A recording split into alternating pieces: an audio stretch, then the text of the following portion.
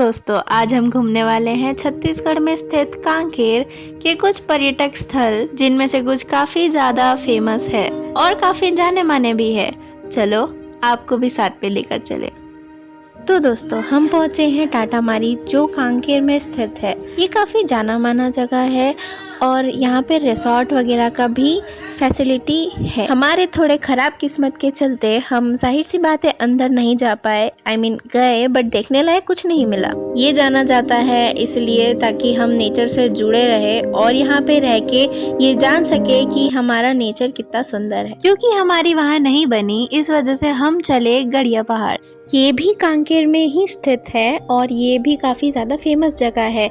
माना जाता है कि कांकेर के जो राजा थे वो यहाँ पर रहा करते थे। पहाड़ के ऊपर एक तालाब भी है जो माना जाता है कि अभी तक कभी सूखा नहीं है, इवन भीषण गर्मी में भी नहीं। पानी भी सूख गई है कांकेर में कई बार, लेकिन ये तालाब नहीं सूखती है। ये भी कहा जाता है कि जो राजा की 2 बेटियां थी वो इसी तालाब में डूब के अपनी जान गंवा बैठी थी। आगे चल के आपको शिव मंदिर और शीतला माता के मंदिर भी दिखेंगे, जो हम आगे की वीडियो में जरूर दिखाएंगे, और वह तालाब भी दिखेगा जिसका नजारा अभी बेहद खूबसूरत दिखता है। यहाँ पहाड़ों के पत्थरों में चलकर नीचे उतरना और ऊपर चढ़ना ये काफी ज्यादा अच्छा लगता है। जब आप प्रकृति के साथ जुड़ते हैं तो जाहिर सी बात है आपको मन में एक अलग सी शांति मिलती है। आप अपने व्यस्त जिंदगी में अपना कुछ समय निकालकर प्रकृति के साथ बिताएं ताकि आपका मन हमेशा अच्छा रहे और आप स्वस्थ रहे। मैं यहाँ रास्ते की तरफ इसलिए भी दिखा के चल रही हूँ क्योंकि ये सिर्फ खूबसूरत ही नहीं, ये बहुत ज़रूरी चीज़ है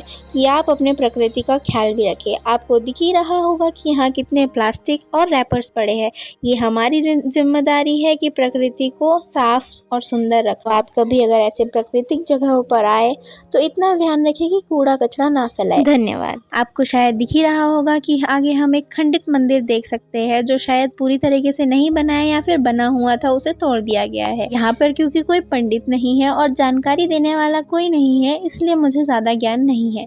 अगर आपको पता है तो आप कमेंट करके हमें जरूर बता सकते हैं। देखिए, फिर भी अगर मुझसे कोई भी कहीं पे भी कुछ बोलने में भूल चूक हो जाती है तो मुझे माफ कर दीजिएगा, क्योंकि ये सारी जो बातें मैं आपसे कह रही हूँ ये सारी या तो कहीं ना कहीं से कही सुनी हुई बातें हैं या तो रिसर्च की गई है। इस साइन बोर्ड से हमें ये तो पता चल रहा है कि यहाँ पे शिव मंदिर है, सोने रुपए तालाब है जो उसी तालाब के बारे में बताता है, जिसके बारे में इतने देर से मैं बात कर रही हूँ। शीतला देवी का भी मंदिर है, कांकेश्वरी देवी मंदिर भी है और एक गुफा भी है जिसका नाम है छुरी पगार गुफा। आगे चल के हम वही तालाब देखने वाले हैं क्योंकि हम उसके काफी करीब है। मेरे लेफ्ट साइड में वो जो तालाब है वो प्रेजेंटेबल है। माना जाता है कि सुबह और शाम के समय आधा तालाब सोने के और आधा तालाब चांदी की तरह चमकता है।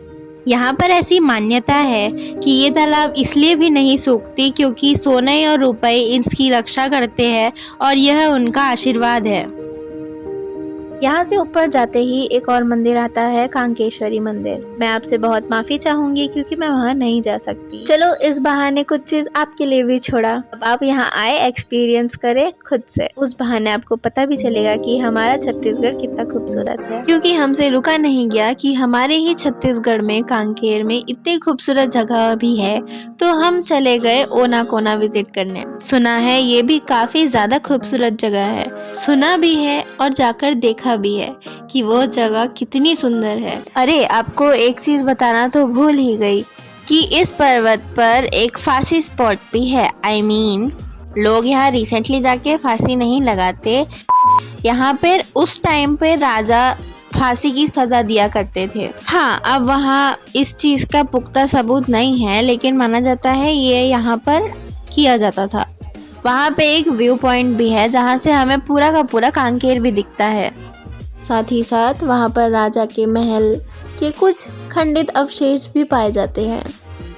ये भी माना जाता है कि होलिका दहन में सबसे पहली होलिका यहीं जलती है। गड़िया पहाड़ से ओना कोना जाने तक का डिस्टेंस कम से कम आपको 47 किलोमीटर तो लगेगा ही, और टाइम आपको 1 घंटा या फिर उससे ज़्यादा भी लग सकता है एज पर योर व्हीकल्स।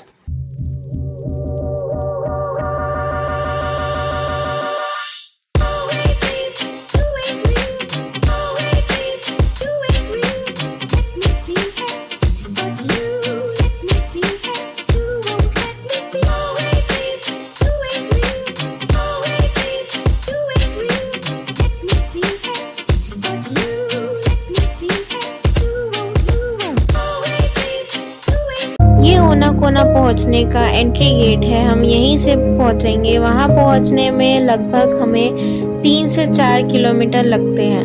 उम्मीद है आपको ये वीडियो अच्छा लग रहा होगा। ये लो, बातों बातों में हम पहुंच भी गए।